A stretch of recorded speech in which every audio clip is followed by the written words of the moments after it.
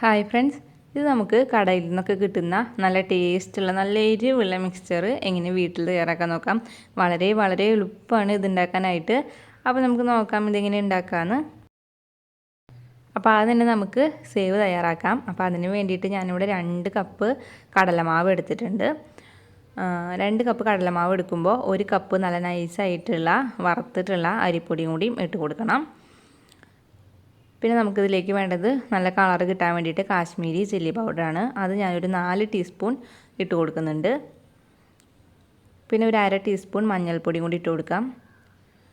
പിന്നെ 1 ടീസ്പൂൺ സാധാ എരിവുള്ള മുളക് പൊടിയും കൂടി ഇട്ട് കൊടുക്കുന്നുണ്ട്. ഇനി ഇതിലേക്ക് ആവശ്യത്തിന് ഉപ്പിട്ട് കൊടുത്തിട്ട് ഇതെല്ലാം കൂടി നന്നായിട്ടൊന്ന് മിക്സ് ചെയ്തെടുക്കാം.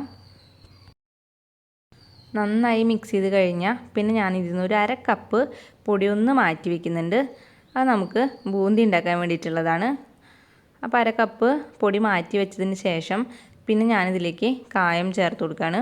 അപ്പോൾ ഞാനിവിടെ കായം പൊടിയല്ല എടുക്കുന്നത്. നിങ്ങൾക്ക് വേണമെങ്കിൽ കായം പൊടി ഡയറക്റ്റ് ഇതിലേക്ക് ഇട്ട് കൊടുക്കാം.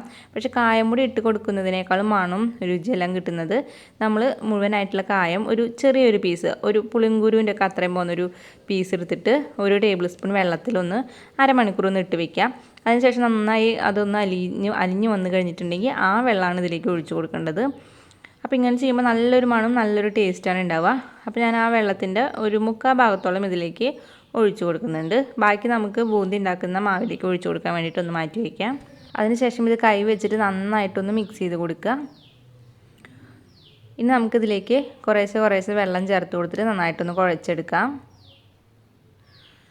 അപ്പോൾ ഇത് കയ്യിലൊന്നും ഒട്ടിപ്പിടിക്കാത്ത ഒരു പരുവത്തിനാണ് കുഴച്ചെടുക്കേണ്ടത്. അപ്പോൾ ഞാനിതിവിടെ കുഴച്ചെടുത്തിട്ടുണ്ട്. ഇനി നമുക്കിതിലേക്ക് 1 ടേബിൾ സ്പൂൺ ഓയിൽ ഒഴിച്ച് കൊടുത്തിട്ട് ഒന്നും കൂടി നന്നായിട്ടൊന്ന് കുഴച്ചെടുക്കാം.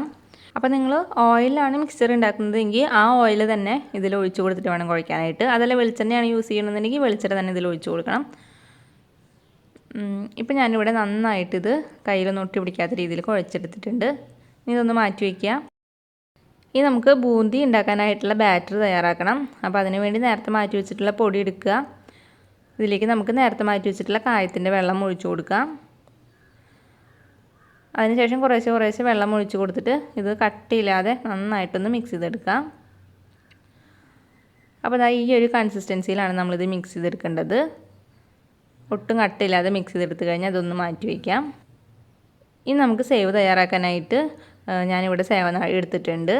അപ്പോൾ അതിൽ ഈ ഒരു വലുപ്പത്തിലുള്ള അച്ചാണ് ഞാൻ ഇട്ടേക്കുന്നത്. നമ്മൾ സാധാ നൂലപ്പൊക്കെ ഉണ്ടാക്കുന്ന സൈസിലുള്ളത്, നല്ല ചെറുതല്ല, ഈ ഒരു വലുപ്പത്തിലുള്ളത്. ഇതിൻ്റെ ഉള്ളിൽ നമുക്ക് കുറച്ച് ഓയിലൊന്ന് തടവി കൊടുക്കാം. അപ്പോൾ ഇതിൽ തടവി കൊടുക്കുന്ന ഓയിൽ നമ്മൾ ഏതോ ഓയിലാണോ ഇത് ഉണ്ടാക്കുന്നത് ആ ഓയിൽ തന്നെ ഇതിലും തടവി കൊടുക്കുക. അതിനുശേഷം നമ്മൾ നേരത്തെ മാറ്റി വെച്ചിട്ടുള്ള മാവ് ഇതിൽ നിറച്ച് വയ്ക്കാം.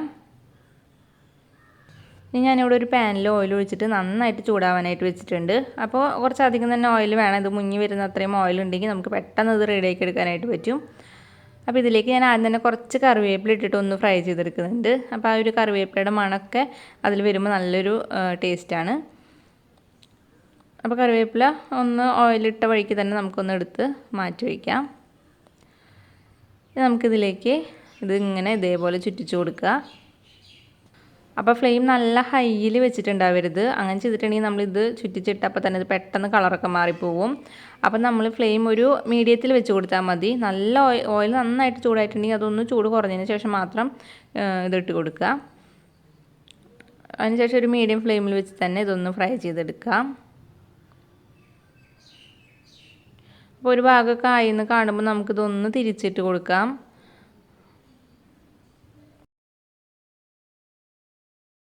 ഇതിവിടെ ഫ്രൈ ആയി വന്നിട്ടുണ്ട്. നമ്മളിത് ഒരുപാട് കളർ മാറാനായിട്ട് വെയിറ്റ് ചെയ്യരുത്. കാരണം ഇത് പുറത്തേക്ക് എടുക്കുമ്പോൾ തന്നെ ഇതിൻ്റെ ചൂട് തട്ടിയിട്ട് കുറച്ചും കൂടി ഒന്ന് കളർ വരും.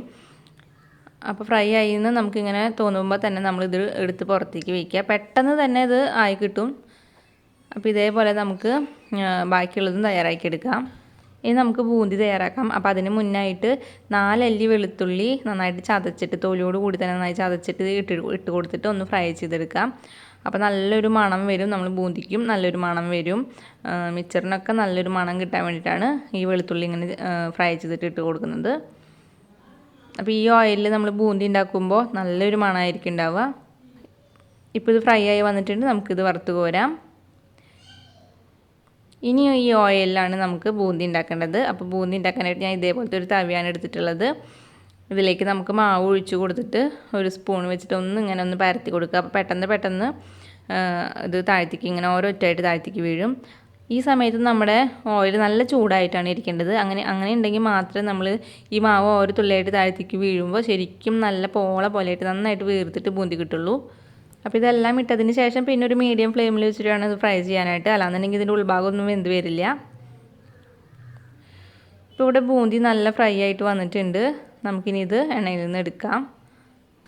അപ്പോൾ ഇതേപോലെ നമുക്ക് ബാക്കി എല്ലാതും തയ്യാറാക്കി എടുക്കാം. ഇനി ഞാൻ ഈ ഓയിലിൽ ഇട്ട് കൊടുക്കുന്നത് പൊട്ടുകടലയാണ്. അപ്പോൾ പൊട്ടുകടലൊക്കെ നിങ്ങളുടെ ഇഷ്ടത്തിനനുസരിച്ച് ഇട്ട് കൊടുത്തിട്ട് ഇതൊന്ന് ഫ്രൈ ചെയ്തെടുക്കാം. പൊട്ടുകടല കഴിഞ്ഞാൽ പിന്നെ ഞാനിതിൽ കപ്പലണ്ടി ഇട്ട് കൊടുക്കുന്നുണ്ട്. കപ്പലണ്ടി ആയാലും പൊട്ടുകടല ആയാലും ഒക്കെ നിങ്ങളുടെ ഇഷ്ടത്തിനനുസരിച്ചിട്ട് വേണമെങ്കിൽ കൂട്ടിയും കുറച്ചൊക്കെ ഇട്ട് കൊടുക്കാം. ഇനി നമുക്ക് മിക്സിങ് തുടങ്ങാം. അപ്പോൾ ഞാനിവിടെ ഒരു ബട്ടർ പേപ്പർ എടുത്തിട്ടുണ്ട്. അപ്പോൾ അതിലേക്ക് എല്ലാം കൂടി ഇട്ട് കൊടുക്കുകയാണെന്നുണ്ടെങ്കിൽ നമുക്ക് പെട്ടെന്ന് കൈകൊണ്ട് നന്നായിട്ട് മിക്സ് ചെയ്തെടുക്കാനായിട്ട് പറ്റും. അപ്പോൾ ഇതിലേക്ക് നമ്മൾ നേരത്തെ തയ്യാറാക്കി വെച്ചുള്ള സേവ് ഞാൻ കൈകൊണ്ട് നന്നായിട്ടൊന്ന് പൊട്ടിച്ചെടുത്തിട്ടുണ്ടായിരുന്നു. അപ്പോൾ അത് ഇതിലേക്ക് ഇട്ട് കൊടുക്കാം. പിന്നെ ബൂന്തി ഇട്ട് കൊടുക്കുക. പിന്നെ പൊട്ടുകടലയും കപ്പലണ്ടിയൊക്കെ ഇട്ട് കൊടുക്കുക.